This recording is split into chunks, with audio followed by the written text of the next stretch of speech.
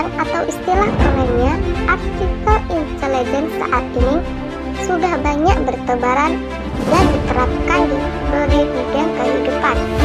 Bahkan, AI bisa kamu jumpai dalam kehidupan sehari-hari, seperti asisten virtual Google dan Siri contohnya.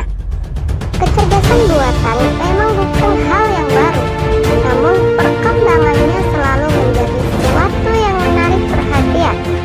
Dalam perkembangan AI, selain karena perannya sangat membantu manusia, juga didukung banyaknya kehadiran film fiksi ilmiah yang berkaitan dengan AI, sehingga semakin bertambah ketertarikan orang-orang terhadap AI.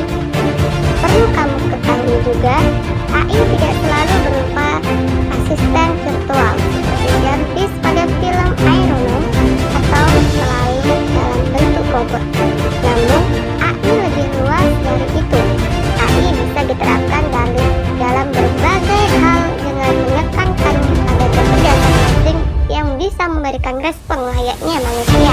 Contoh penerapan AI di bidang pendidikan adalah sistem yang dapat mempersonalisasi pembelajaran untuk tiap orang atau murid. Sistem AI dapat membantu membuatkan learning profile untuk tiap murid dan menyesuaikan materi pembelajaran dengan kemampuan cara belajar dan pengalaman tiap murid. Sistem AI memungkinkan para profesional di bidang pendidikan memanfaatkan intelligence assistant yang dapat menyajikan berbagai materi pembelajaran berbasis kurikulum yang sudah ditetapkan, tapi materi tersebut disesuaikan dengan kebutuhan khusus tiap murid. Konten-konten pembelajaran digital yang terpersonalisasi juga dapat diberikan berkat AI dan machine learning. Buku-buku teks yang tebal kini dapat dipilah-pilah menjadi konten yang lebih ringkas, lebih enak dibaca dan dipahami, seperti panduan belajar, ringkasan, flashcard, atau catatan pendek. Apalagi dalam situasi seperti pandemi ini mengakibatkan proses pembelajaran menggunakan metode dalam jaringan. Semua pembelajaran dibuat secara online untuk mempermudah informasi. Komunikasi pembelajaran daring yang mempunyai fungsi sebagai media penyampaian pesan dan informasi kepada murid.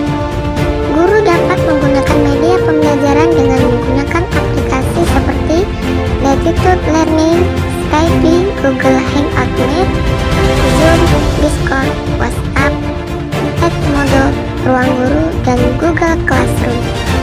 Sarana-sarana tersebut dapat digunakan secara maksimal sebagai media dalam melangsungkan pembelajaran seperti di kelas. Dengan menggunakan media online itu, secara tidak langsung kemampuan menggunakan serta mengakses teknologi semakin dikuasai oleh siswa maupun guru.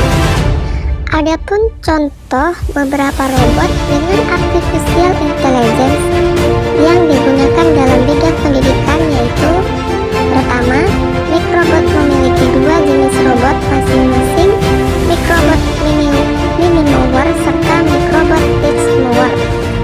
Mini Mower sendiri bisa dengan mudah untuk diprogram menggunakan Apple atau bisa juga menggunakan TSR-80.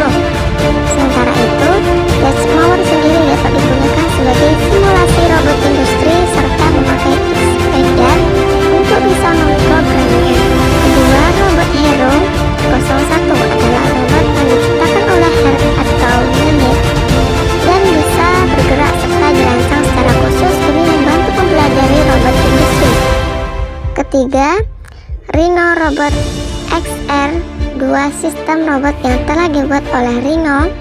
Ini dipakai untuk melakukan simulasi terhadap operasi dari robot-robot industri dan dapat dilakukan pemrograman lewat komputer Apple.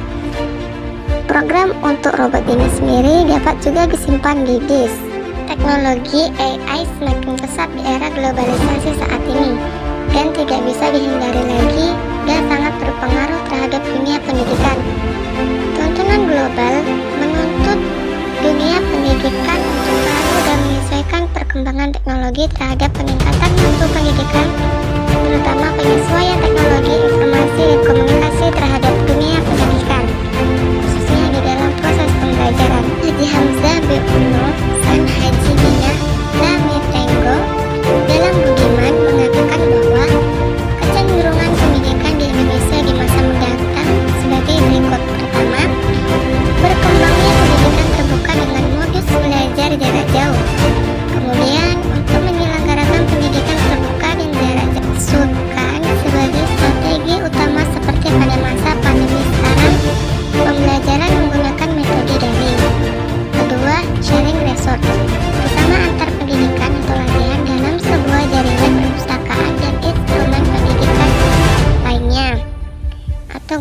laboratorium berubah fungsi menjadi sumber informasi daripada sekedar rapor.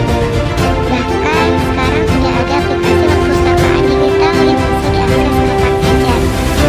Ketiga, dengan adanya perkembangan teknologi dan informasi dalam dunia pendidikan, maka pada saat itu memungkinkan untuk diadakan jarak jauh dengan menggunakan video internet untuk menghubungkan antar mahasiswa dengan dosennya, melihat nilai mahasiswa secara online, mengecek keuangan, melihat background kuliah, memberikan tugas yang diberikan dosen dan sebagainya. Salah satu manfaat AI adalah menjadi pada sekarang ini.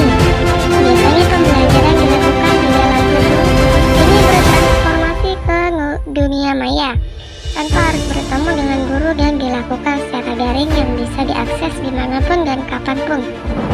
Hal ini bermanfaat agar pembelajaran akan terus tetap berlanjut tanpa beresiko terpapar dengan COVID-19.